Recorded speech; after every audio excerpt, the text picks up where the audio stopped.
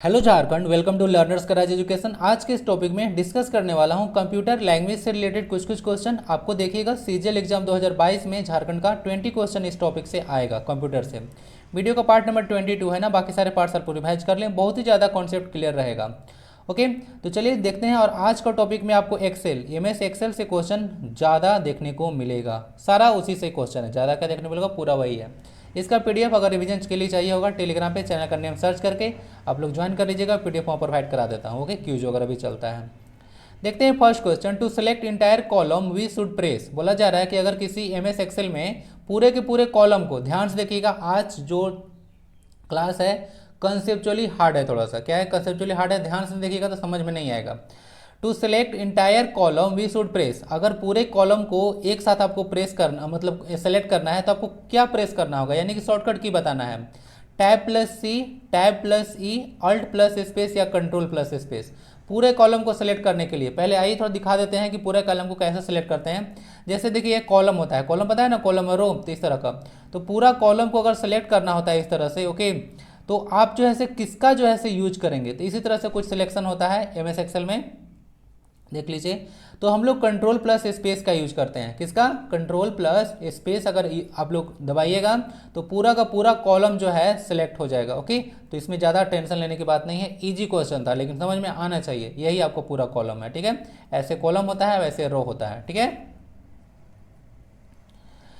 When any text is entered in MS Excel, it also appears in the। बोला जा रहा है कि कोई भी टेक्स्ट को आप MS Excel में इंटर करते हैं तो यह और कहाँ पे दिखता है, और कहाँ पे दिखाई देता है, बताइए।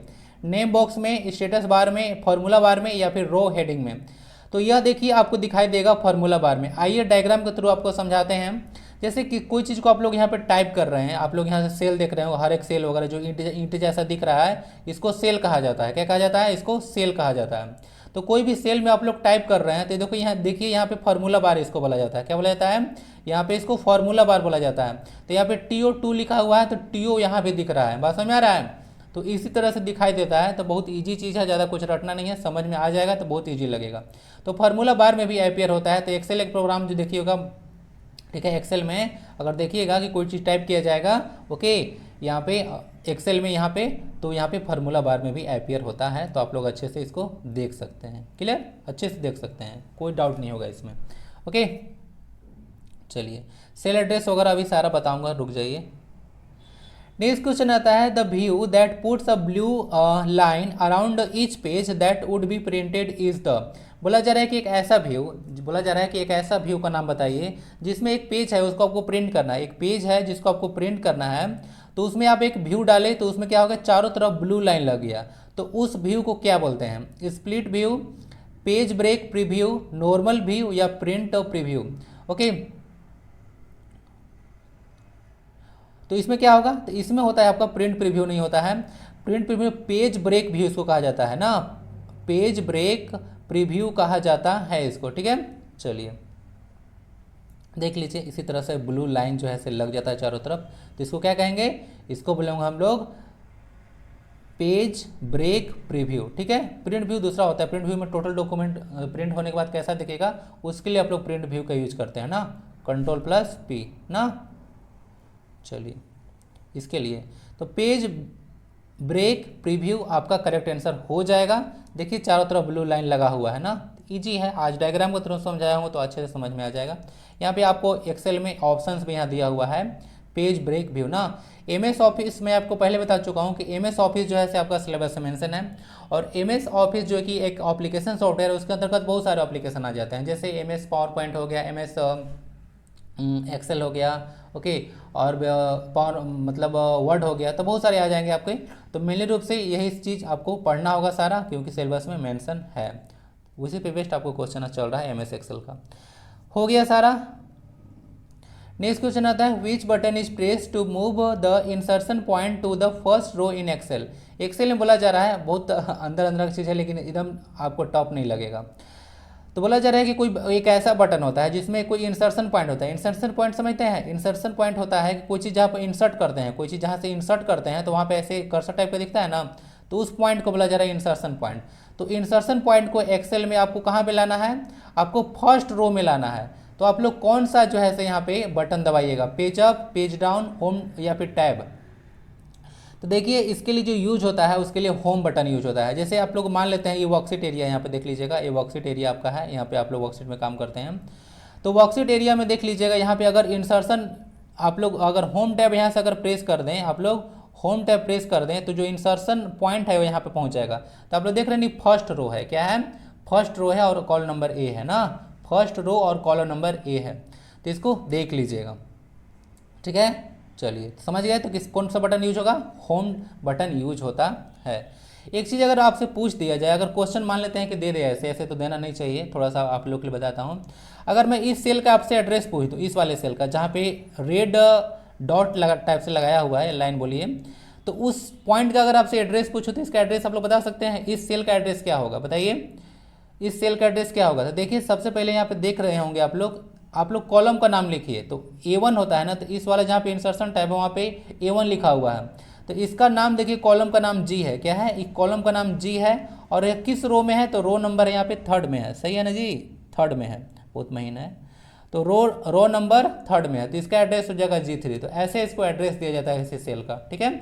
और हमेशा फार्मूला इक्वल टू साइन से शुरू होता है, इसको याद रख लीजिएगा, कहीं भी फार्मूला जाइएगा इक्वल टू साइन से यूज होता है इसमें एक्सेल में, ठीक है। क्वेश्चन सुपर इंपॉर्टेंट है, पूछते हैं आपसे, ओके। तो कौन सा बटन यूज किया जाएगा, होम बटन का यूज करके आप लोग फर्स्ट रो में जा सकते हैं, इंसर्शन पॉइंट को ला सकते हैं। यही इंसर्शन पॉइंट है जहाँ पे कोई चीज़ इंसर्ट किया जाना है। आई होप के समझ में आ चुका होगा ना। Which of the following appears vertically and are identified by letters at the top of the worksheet window। तो बहुत ईजी क्वेश्चन है, अगर समझ में आ चुका होगा तो बहुत ईजी है।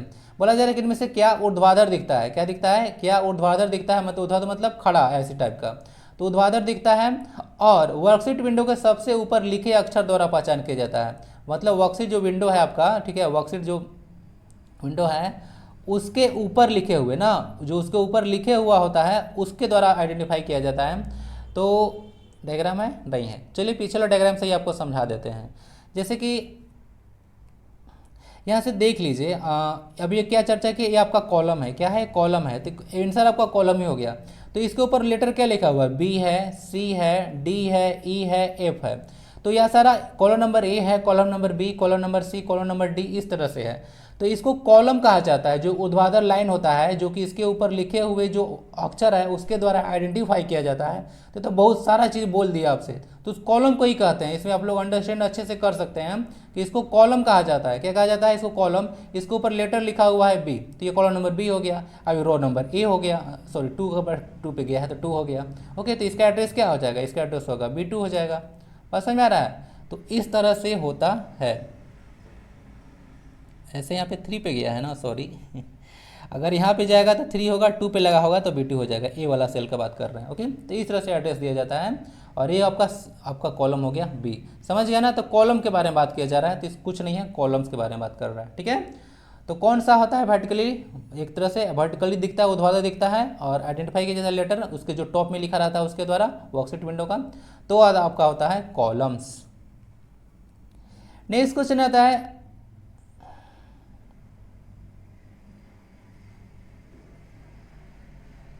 चलिए मैं तो सजा कि इसमें आंसर तो नहीं है कभी कभी ना ऐसे डाल देता हूँ।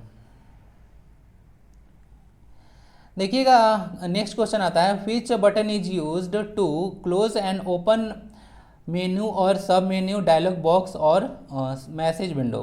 बोला जा रहा है कि कौन सा बटन आप लोग यूज कीजिएगा। और मान लेते हैं कोई आपका जो है से मेन्यू खुला है, सब मेन्यू खुला है, डायलॉग बॉक्स है या फिर मैसेज विंडो वगैरह है, मैसेज बॉक्स वगैरह है, ठीक है। तो अगर संदेश बॉक्स है, विंडो यहाँ पे लिखा गया है, बॉक्स ही होना चाहिए। तो संदेश बॉक्स वगैरह है, तो उसको आपको क्लोज करना है, तो कौन सा शॉर्टकट के मतलब डायरेक्ट यूज कीजिएगा बटन। स्केप कुछ शॉर्टकट की भी है, तो स्केप होगा बटन हो गया, या फिर Alt+S, Alt+F5 या Ctrl+F1, क्या यूज होना चाहिए। तो देखिए आपको जो है ऐसे यहाँ पे यूज होता है, वो होता है स्केप बटन। क्या होता है स्केप, मतलब उससे निकल के भाग जाओ भाई, जो खुला है उससे निकल के भाग जाइए। तो स्केप बटन जैसे दबाइएगा वो आपका क्लोज हो जाएगा विंडो, ठीक है। तो इसको याद रख लीजिए। बाकी आप लोग थोड़ा सा देख सकते हैं, Alt+ जो F5 से चलते हैं, रिस्टोर करने के लिए यूज होता है।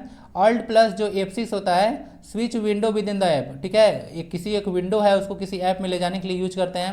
ऑल्ट प्लस F7 मूव करने के लिए यूज होता है, और ऑल्ट प्लस F8 का यूज आप लोग रिसाइज करने के लिए बोलते हैं ना, रिसाइज करने के लिए यूज करते हैं। तो ये सब कुछ कुछ चीज़ें हैं, तो इसको याद रखें। स्केप यहाँ पे यूज होगा। और डायरेक्ट अगर F5 पूछ दें आपसे कि F5 का कहाँ पे यूज करते हैं फंक्शन की, तो F5 को आप लोग रिफ्रेश करने के लिए बोलते हैं। रिफ्रेश यानी कि रिलोड करने के लिए भी होता है ना, तो रिफ्रेश और रिलोड होता है। तो सब कुछ कुछ चीज़ याद रख लीजिएगा। कोई अगर मेन्यू खुला है, सब मेन्यू, डायलॉग बॉक्स या मैसेज बॉक्स खुला है, तो इसके बटन जैसे ही दबाया जाएगा वह तुरंत के तुरंत क्लोज हो जाएगा। ओके।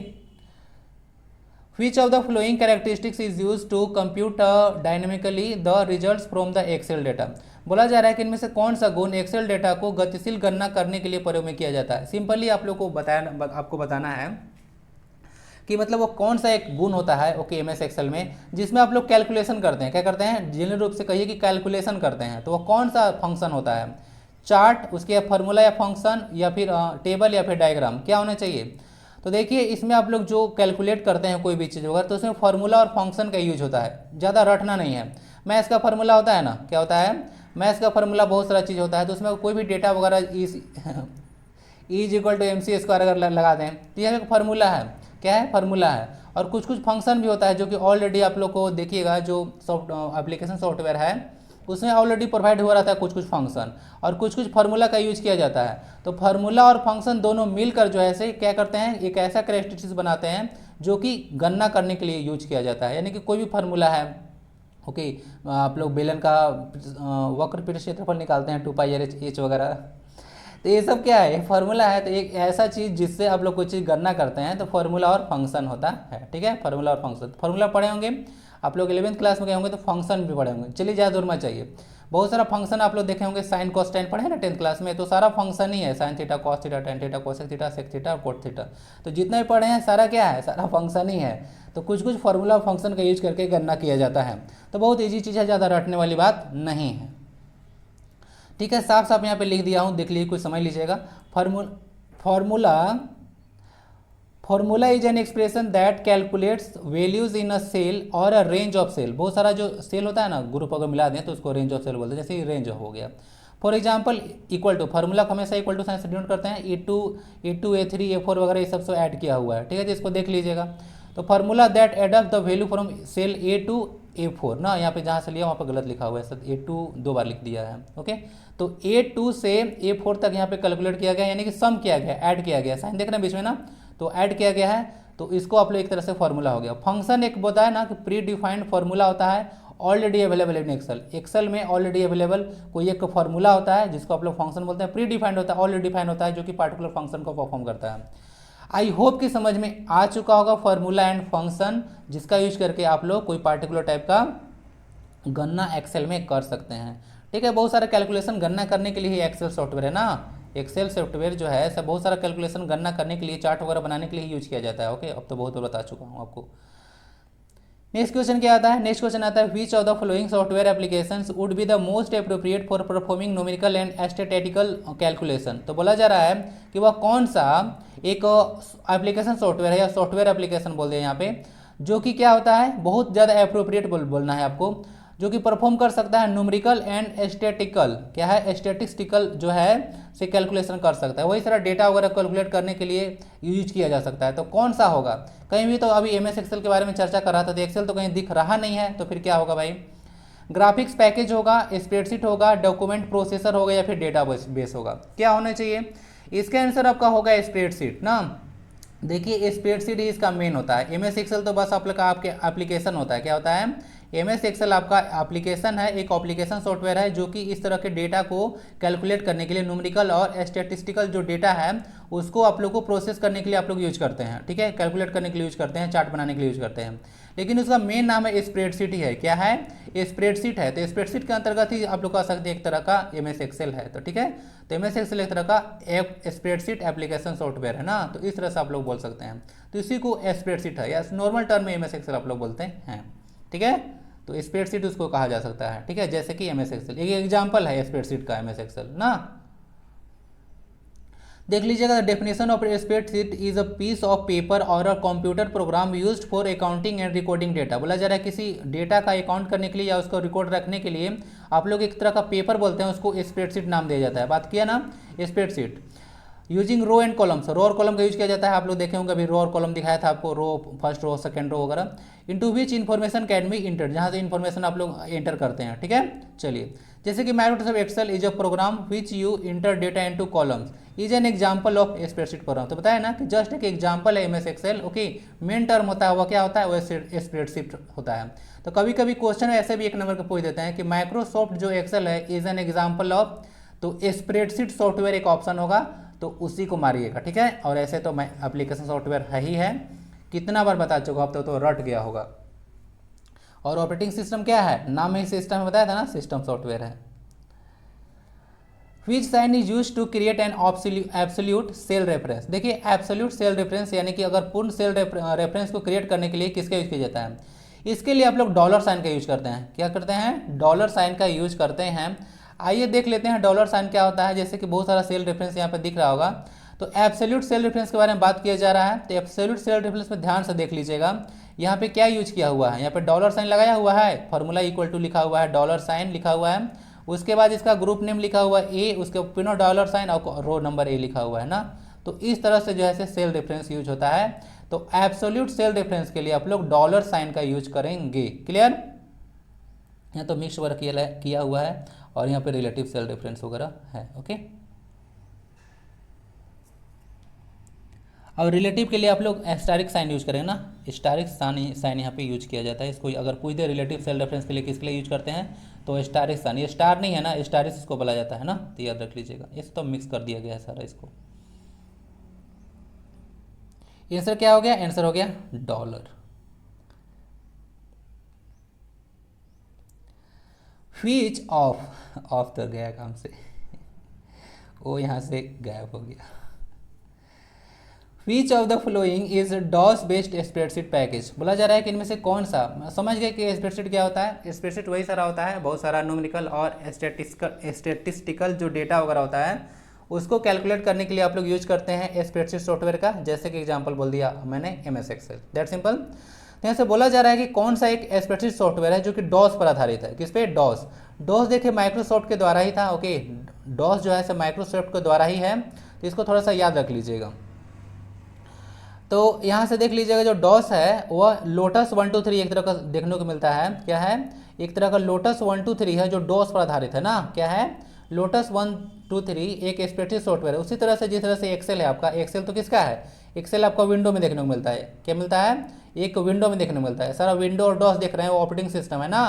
क्या होता है, विंडो और जो डॉस है ऑपरेटिंग सिस्टम है। तो डॉस ऑपरेटिंग सिस्टम पर आधारित स्प्रेडशीट का नाम आपसे पूछा था, तो उसका आंसर हो जाएगा लोटस 123, ठीक है। और विंडो आधारित अगर पूछ दे कि स्प्रेडशीट सॉफ्टवेयर कौन है, तो उसका आंसर एक्सेल होना चाहिए। तो एक्सेल तो माइक्रोसॉफ्ट एक्सेल है जो कि विंडो लॉन्च किया, आपको पता होगा, ठीक है। तो लोटस 123 है, इसका डायग्राम भी है, टेंशन ना लें। देखिएगा यही लोटस 123 है, तो इसमें देख लीजिएगा यहाँ पे डीओएस लिखा हुआ है, ओके। तो डॉस पर आधारित एक स्प्रेडशीट सॉफ्टवेयर है, और यही काम करता है जो कि आपका एक्सेल करता है। अंतर क्या है, या डॉस ऑपरेटिंग सिस्टम पे चलता है और एक्सेल जो है विंडो ऑपरेटिंग सिस्टम पे चलता है। दैट सिंपल, बहुत ईजी चीज़ है। आंसर हो गया लोटस 123। इसका डायग्राम वगैरह कुछ इस तरह से दिखता है, layout. When we create a chart on a separate sheet in the same workbook, it is called, बोला जा रहा है कि जब आप एक चार्ट क्रिएट करते हैं ना, सेपरेट शीट में एक चार्ट क्रिएट करते हैं सेम वर्कबुक में। वर्कबुक और वर्कशीट तो बताया था आपको, ठीक है।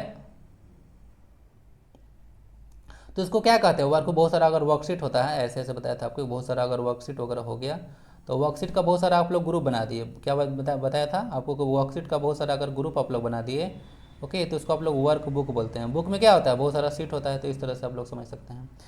तो जब आप चार्ट बनाएगा सेपरेट सीट इन अ सेम वर्क बुक, तो उसको क्या बोलते हैं, chart seat, embedded seat, view seat या फिर व्यू चार्ट। तो सिंपल सी बात है, अलग चार्ट बना दिए तो उसको आप लोग चार्ट सीट के नाम से जानते हैं। क्या बोलते हैं, चार्ट सीट के नाम से उसको जानते हैं। इस तरह से कुछ चार्ट वगैरह दिखता है आपको, ओके, इस तरह से कुछ चार्ट बनता है, ओके। तो सेम वर्कबुक में अगर आप लोग चार्ट वगैरह बना दिए तो उसको आप लोग चार्ट सीट के नाम से उसको जानते हैं। नेक्स्ट क्वेश्चन आता है व्हाट डज, देखिए लिखा हुआ है, हैशटैग लिखा लगाया हुआ पहले, हैश वैल्यू, और उसके बाद यहाँ पे एक्सप्रेशन मार्क्स लगा हुआ है। तो इसका क्या रेफर करता है बताइए, व्हाट डज हैशटैग वैल्यू, उसके बाद आपको एक्सप्रेशन मार्क्स लगा हुआ है, क्या बताता है, फॉन्ट का वैल्यू बताता है, एरर इन वैल्यू बताता है, या सब script of the number value बताता है, या फिर एडिशन ऑफ द वैल्यू बताता है कि एडिशन कर दीजिए सारा वैल्यू का, ठीक है।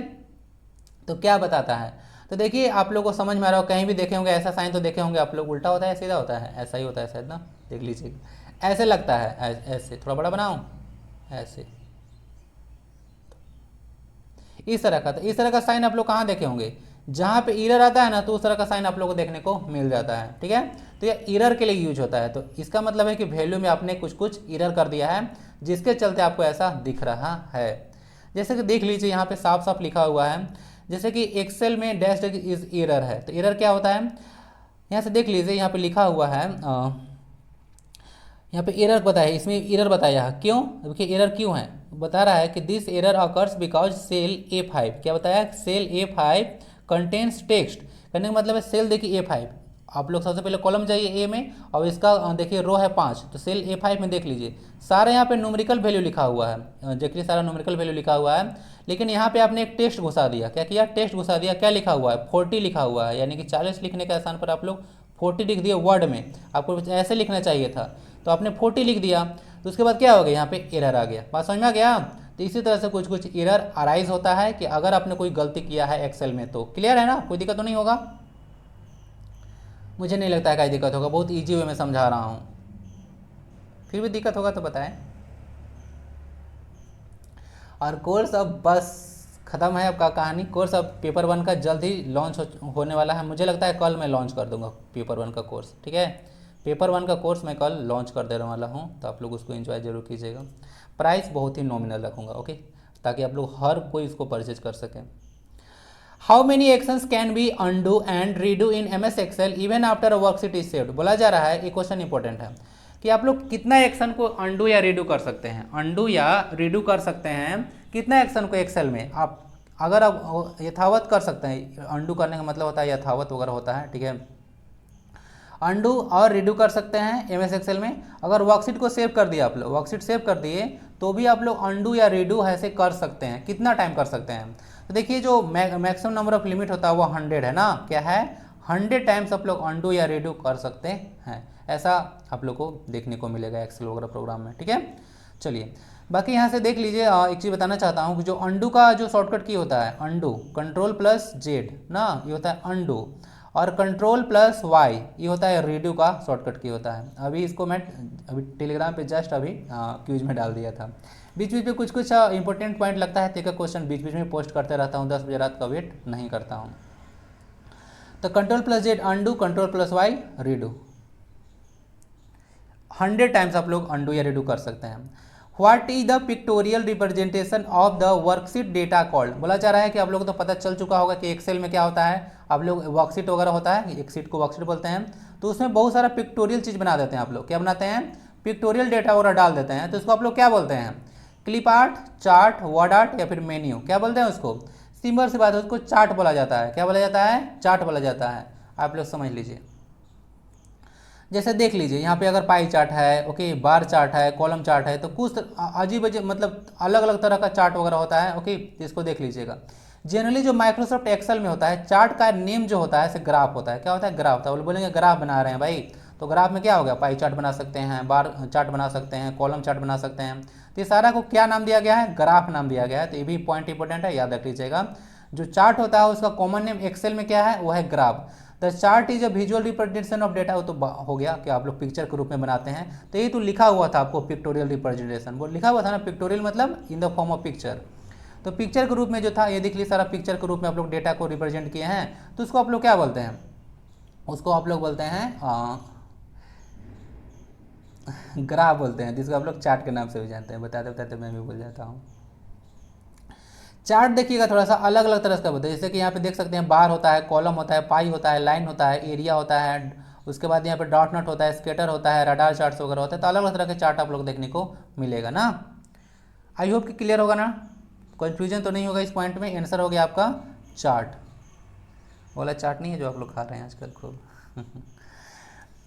Which function displays row data in a column और अ कॉलम डेटा इन अ रो, बोला जा रहा है कि कौन सा एक फंक्शन होता है जो कि दिखाता है किसी कॉलम को रो के रूप में, मतलब रो को कॉलम के रूप में, कॉलम को रो के रूप में, वाइस वर्सा कहानी है, तो कौन सा हुआ फंक्शन होता है, रो, ट्रांसपोज, हाइपरलिंक या फिर इंडेक्स, क्या होता है बताया जाए। आईएससी कौन कौन करके आया है बताइए जरा। आईएससी कौन कौन करके आया है, क्योंकि मैं कुछ यहाँ बताने वाला हूँ। देखिए जो आईएससी पढ़ के आए होंगे उनके लिए बताता हूँ। जैसे कोई एक मैट्रिक्स आप लोग पढ़ के आए हैं ना, मैट्रिक्स, तो किसी मैट्रिक्स को आप लोग रिप्रेजेंट किए थे 2x2 का एक मैट्रिक्स ले रहा हूँ, जैसे कि 0 1 है और 2 3 ले रहा हूँ, ठीक है, इसके कुछ कुछ एलिमेंट्स हैं। तो एक मैट्रिक्स है, तो इसका ट्रांसपोज निकालना है। क्या निकालना है? ट्रांसपोज। ध्यान दीजिएगा, ए का ट्रांसपोज। तो ए का ट्रांसपोज किया तो ए डैश लिखा जाता है या ए के ऊपर टी लिखा जाता है, ठीक है। चलिए, तो इसका ट्रांसपोज निकल जाता है। आईएससी वाले सही बता रहा हूँ ना? तो देखिए जो रो है, रो आपका ए वाला रो होगा, थोड़ा काटूं, इस तरह से रो है, अब इस तरह से आपको रो है, 2 रो है और 2 कॉलम है, ठीक है। अक्षर पढ़ा रहा है ना, तो जो रो है उसको कॉलम में कन्वर्ट कीजिए, तो 0 1 0 1 हो गया और 2 और 3 हो गया। अब ध्यान दीजिए, इसका ट्रांसपोज निकल गया। तो अब जो आपका कॉलम था वो रो दिख रहा है और जो रो था वह कॉलम दिख रहा है, दिख रहा है, ध्यान से देखिए।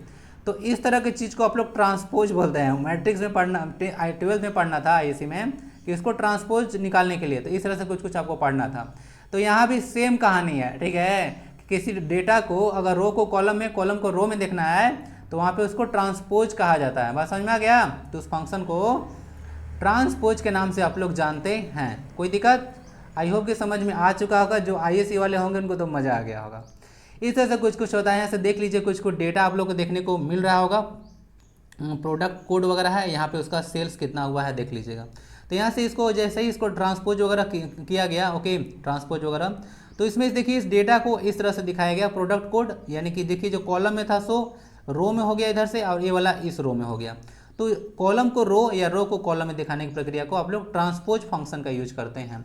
मुझे नहीं लगता है कि आपको इसमें ज़्यादा कुछ दिमाग लगाने की आवश्यकता है। आई होप के समझ में आ चुका होगा। नेक्स्ट आता है कुछ एक अलग ऑपरेटर है, ओके। ऑपरेटर क्या होता है भाई? ऑपरेटर एक तरह का बोल सकते हैं कि ऐसा फंक्शन वगैरह होता है, ठीक है, जो कि कोई कमांड को परफॉर्म करता है। तो which operator combine multiple reference into one reference. चलिए, ये भी इंपॉर्टेंट है। तो इसमें बताना है कि कौन सा एक ऐसा ऑपरेटर होता है, क्या होता है, कौन सा एक ऐसा ऑपरेटर होता है जो कि बहुत सारे रेफरेंस को, जो मल्टीपल रेफरेंस आप लोग अलग अलग रेफरेंस देकर रखते हैं सेल में, तो उसको कंबाइन कर देता है एक रेफरेंस में। तो वह कौन सा ऑपरेटर का यूज आप लोग करते हैं? लिखा हुआ है एम्परसैंड, स्पेस, कॉमा या फिर कोलन। तो एम्परसैंड देख लीजिएगा, तो इसका आंसर कोमा हो जाएगा। क्या हो गया, हो जाएगा कोमा हो जाएगा। मल्टीपल रेफरेंस को वन रेफरेंस में यह कन्वर्ट कर देगा। तो बहुत अच्छा क्वेश्चन है। आज का क्वेश्चन कैसा लगा? टफ लगा या इजी लगा? मुझे नहीं लगता है टफ लगा होगा, थोड़ा सा सीखने वाली चीज़ें हैं तो अच्छा लगा होगा। सीखिए।